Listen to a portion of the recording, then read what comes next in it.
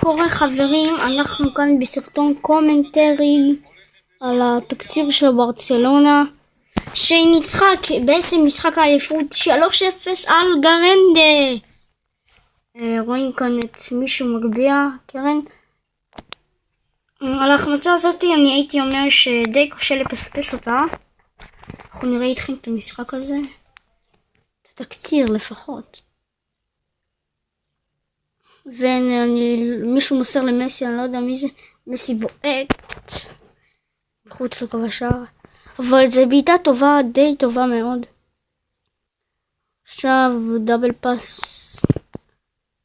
סוארס מפגיע את הגול הראשון. האמת אני די התרגשתי מהגול הזה, למה זה גול אליפות, כל אחד אוהב גול אליפות, רואים את הקהל, זה ממש גול יפה, אין מילים. רואים את השידור החוזר, כמו תמיד סוארס מסוכן ברחבה. מגביהים כדור לדני אלווס ובומס, דני אלווס מגיע למצב בלתי אפשרי, זה בלתי אפשרי להגיע לזה, נשבע לכם. ניסיתי לעשות את זה כמה פעמים, זה לא הצליח לי. איך הוא הצליח? ואני נדהמתי כשהוא עשה את זה. תסתכלו, כמעט עבר את הקו, בום. גם שליחה טובה. הנה רואים את נאמר. תן פגול, לא פה.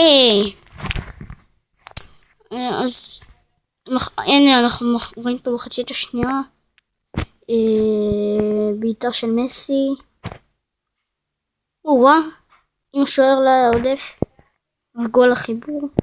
גרנדה יוצאת להתקפה, די פרגנתי לגרנדה כי היא קבוצה שלא ירדה ליגה, אבל לא נורא, היא לא ירדה ליגה. והנה שולחים כדור לסוארס, זה סוארס, כן? חשבתי זה גול, לא יודע מתי הבא הגול שלהם, אבל סבבה. כדור יפה לנאמר, 3-0.